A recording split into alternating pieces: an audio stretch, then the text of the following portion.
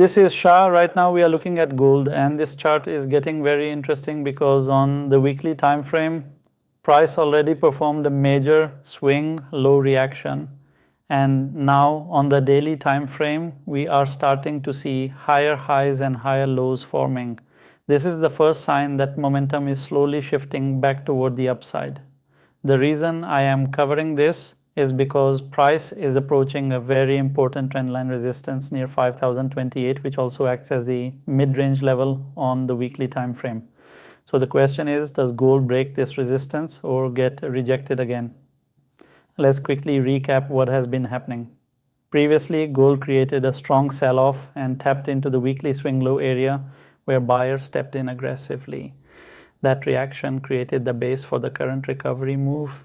Since then, price has started forming higher lows and higher highs on the daily time frame, showing that buyers are gaining control step by step now. Looking at the current price action, price is pushing upward with stronger candles and holding structure properly. Every pullback is being bought, which shows demand is active, but at the same time price is now moving toward the descending trendline resistance near 5028, and this level is very important because it aligns with the weekly mid-range. And now let's talk about the key levels, because this is where the market decides the next direction. The immediate resistance sits around 5028, and this is the major reaction zone. Sellers are likely waiting there because it acts as both trendline resistance and weekly mid-range resistance. If price gets rejected from this area, then we can see a liquidity sweep back toward the previous higher low zones before continuation. That would be a healthy correction and could trap breakout buyers. But if gold breaks above 5028 with a strong daily close and strong volume, then that confirms bullish continuation and opens the path toward higher liquidity targets. The first upside liquidity target sits around 5,400, which is the previous swing high area where equal highs and resting liquidity are sitting. Above that, the next liquidity target comes near 5,600, where the market can accelerate if momentum remains strong.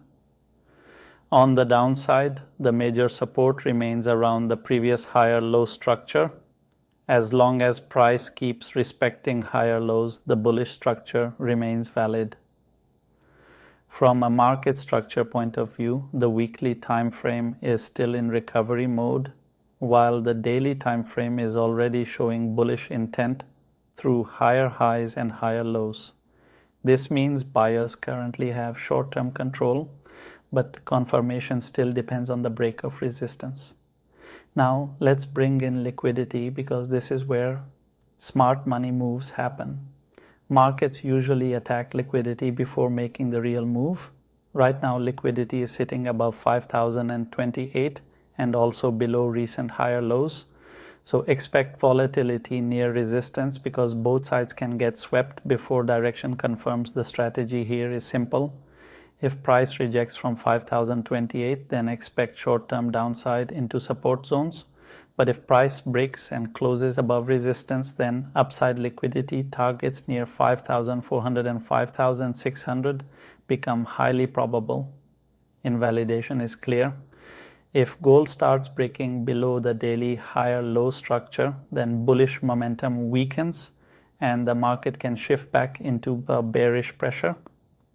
Right now, gold is sitting at a decision point between rejection and breakout, and the reaction near 5028 will decide the next major move.